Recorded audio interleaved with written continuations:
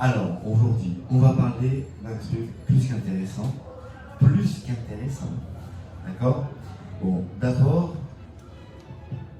je vais essayer de faire comprendre l'importance, d'accord, des événements d'il y a des milliers d'années avec notre présent. Alors, d'abord, je vais demander de fermer les yeux un petit instant, d'accord? Voilà, alors on ferme les yeux et on s'imagine qu'on est dans le jardin de l'Éden. Voilà. Alors, le jardin est un véritable spectacle. C'est-à-dire, on a des arbres très très beaux, de tout type d'arbres. Adam et Ève sont là, en train de se balader. Ils regardent les arbres, les uns après les autres. Il y a deux arbres très particuliers. Il y a l'arbre de vie qui a des fruits et un autre arbre très particulier, un pommier. Alors, Dieu dit à Adam, il y a un arbre, tu peux manger de tout sauf celui-là, qui est le pommier, qui va, si jamais tu le manges, c'est l'arbre de la science. D'accord? Et si jamais tu le manges, tu vas mourir. Voilà. C'est tout ce qu'il lui dit. Donc c'est le seul à ne pas manger. Puis bon, le temps passe. Un jour, un bonhomme arrive, qui n'a pas de sentiments, mais qui connaît beaucoup de choses. Et il arrive, parce qu'évidemment, on a tous pensé qu'Adam et Ève étaient le premier homme sur la Terre, mais il en existait déjà quand même avant. D'accord? Sinon, on n'a qu'à revoir les fossiles, tout ça, qui existait. Voilà. Donc, Adam, il avait quand même une certaine particularité. Il était directement envoyé par Dieu, avec une finalité. C'est-à-dire, il était chargé de donner les fruits de l'arbre de vie à l'humanité. Et donc, dans cette mission que Dieu lui avait chargée, la seule précaution qu'il avait dit, c'était tu peux donner tous les arbres, voilà, sauf un à toi, c'est l'arbre de la science. Par contre, l'arbre de vie va permettre aux humains de se connecter avec ce que toi tu as, c'est-à-dire le côté surnaturel qui évidemment est nécessaire pour faire comprendre la plénitude de l'homme, c'est-à-dire non seulement physiquement, mais aussi spirituellement, et comprendre la plénitude de l'homme. Malheureusement, un homme est arrivé dans ce jardin. Il arrive, il commence à séduire Ève et lui dit tranquillement que cet arbre-là, le pommier, voilà, il a quand même des particularités. C'est-à-dire que si jamais elle le mange, elle va avoir une connaissance parfaite de ce que c'est que la science et qu'elle va devenir comme Dieu. Dieu a la connaissance.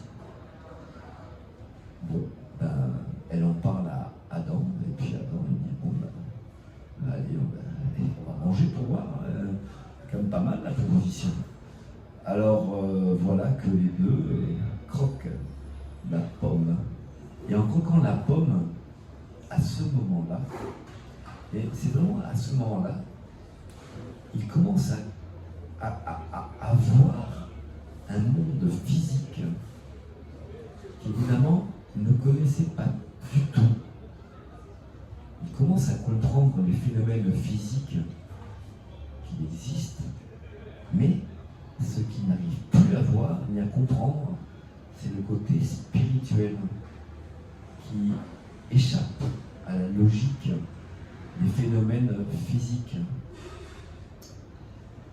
Et il ne comprend plus ce que c'est que ces phénomènes surnaturels, spirituels, inexplicable physiquement. Et c'est alors qu'il se rend compte que le côté spirituel en lui n'a plus d'explication, qu'il se rappelle du seul commandement que Dieu lui avait donné, de ne pas manger de cette pomme. Et c'est alors qu'il a honte. Il a honte parce qu'il se rend compte que c'était le seul commandement qu'il avait de Dieu. Et il s'est senti coupable, bien entendu. Et il a eu honte de son acte, honte de ce qu'il avait fait. Et il a commencé à prendre conscience de ce qui était bien, parce qu'il avait quand même le souvenir, puisqu'il n'était pas mort, il avait le souvenir du côté surnaturel qu'il avait juste avant de croquer la pomme. Il se rappelle de ce côté surnaturel qui évidemment est le bien, puisque c'est éternel, il n'y a pas de fin. Et le côté, le mal, qui était le côté physique, c'est-à-dire qu'il y a un début et une fin, et ça, c'est le mal. Et c'est de là que découlent tous les mots, c'est-à-dire à partir du moment où il y a la peine, où il y a la peur, tous ces sentiments négatifs découlent de là. Voilà l'histoire d'Adam et Ève et le pourquoi cette honte, cette culpabilité qu'ils ont subie. Et pourtant, au moment où cette prise de conscience du mal et du bien, alors qu'ils étaient venus pour donner à l'humanité les fruits de l'arbre de vie, à ce moment-là, cet arbre disparaît de la terre. Les hommes et les femmes n'ont plus droit de voir le côté surnaturel que Dieu avait prévu pour l'humanité, pour essayer de non seulement comprendre, mais de connecter avec le côté spirituel.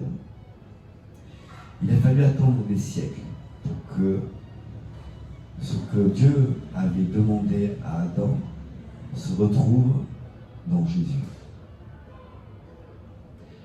Alors Jésus, dans ce qui est la terre, il ne restait pas grand-chose pour retrouver la nature du fruit de l'arbre de vie. Il ne restait presque rien. Une seule chose, Dieu a pu remettre ce pour lequel Adam avait donc la mission, c'est Jésus qui a dû reprendre cette mission. Et la seule manière que Dieu a trouvée pour rééquilibrer le côté spirituel de l'homme, c'est son Fils qui est venu sur terre pour offrir la partie la plus intime de lui, que l'on va retrouver à chaque messe, puisque c'est l'Eucharistie qui représente le cœur de Jésus à chaque messe, qui est redevenu le pain de vie, c'est-à-dire l'arbre de vie qui allait donner des fruits. Il est reconstitué par l'Eucharistie que tous les prêtres donnent à chaque messe. Il a le même rôle. Le rôle que Adam devait donner, maintenant, ce sont les prêtres, à travers ce qu'on appelle la transustantation, c'est-à-dire au moment où le prêtre exprime sur l'hostie, l'Eucharistie, le pain devient automatiquement le cœur du Christ. Et nous pouvons avoir des exemples de miracles eucharistiques. On a un très connu à Lanciano, en Italie, où le miracle de l'hostie est devenu, analysé donc par la NASA, l'hostie est redevenue une partie du ventricule gauche avec les mêmes caractéristiques sanguines que l'on retrouve dans le linge saint que l'on retrouve, on appelle ça le truc, le machin qui a été enseveli par Jésus. C'est les mêmes caractéristiques hématologiques, c'est le même groupe sanguin, d'accord? Et alors quand on remet un peu d'eau sur l'hostie qui s'est transformée en cœur, les cellules myocardiques se remettent à battre. Cette observation qui a été faite, c'est un miracle eucharistique de Lanciano que l'on retrouve tout près de Bari, est réel, donc on peut aller le voir si on a envie. Et l'expérience de remettre du sérum physiologique sur cette hostie, qui refait battre les cellules donc myocardiques du cœur, du ventricule gauche, parce qu'on a pu analyser où se trouvait justement ce genre de cellules myocardiques. Et donc c'est la seule partie sainte, comme l'arbre de vie, donc le fruit de l'arbre de vie, la seule manière que Dieu a trouvée pour faire retrouver à l'homme la partie surnaturelle qui devait être mise en place par Adam, se retrouve dans Jésus. Et c'est pour ça que Dieu a envoyé son Fils dans ce seul but. Et lui-même le savait, puisqu'il savait qu'il devait faire ça. Et donc, évidemment, c'était un homme, et la souffrance n'était pas terrible, elle était terrible plutôt, puisque souffrir la croix était à l'époque l'une des tortures et des morts les plus cruelles. Mais il savait qu'il devait passer par là pour faire ce qu'il a fait. Exactement. Donc, pour ça, l'importance de même maintenant, de retrouver ce côté surnaturel que l'on a tous une intuition, parce que cette perte de cette connexion avec le côté spirituel inexplicable, bien entendu physiquement, puisque on ne peut pas expliquer le surnaturel, puisque c'est inexplicable physiquement, et donc tout ce qui est physique est limité, bien entendu. On peut arriver très loin dans la physique, bien entendu, mais le miracle, justement, est quelque chose de physiquement inexplicable. Et c'est là où on va rejoindre le côté surnaturel des choses. On arrive à comprendre après pourquoi il existe un monde surnaturel et un monde physique. Et ils ne sont pas incompatibles du tout. C'est pour ça que l'un et l'autre sont importants dans la vie. C'est-à-dire, le premier Adam qui est venu dans ce but-là, et Jésus qui a rétabli ce qu'Adam devait faire. Et c'est ça qui est joli à voir, que même maintenant, ceci est encore actuel. Et c'est actuel. Bien entendu, on vit dans une société tournée vers la psychopathie. Pourquoi ne pas penser que celui qui avait tenté Adam n'était pas un véritable psychopathe? À l'époque, on l'appelait un serpent, mais qui avait toutes les caractéristiques d'un psychopathe.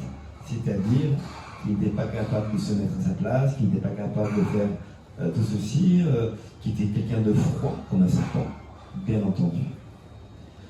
Et donc on retrouve les caractéristiques d'antan encore maintenant. C'est important hein, ce que je viens de raconter là ici, parce que vous allez trouver beaucoup de réponses dans ce que je dis. C'est extraordinaire de faire des rapports entre qui s'est passé et la vie actuelle. Et c'est important de donner de l'importance à ce qui est important. Et au moins dans cette reconstruction chronologique, et donc maintenant compréhensible beaucoup plus qu'avant, puisque on peut se dire, mais il est venu, Jésus, il est venu, le Fils de Dieu, il est mort, bon ben ciao. Voilà. Maintenant, il y a une compréhension. Il y a un lien entre les choses, il y a une explication. Et cette explication dure encore. Elle est actuelle, comme les nouvelles de tous les jours. Bon, voilà, on va arrêter là et on va reprendre peut-être tout à l'heure.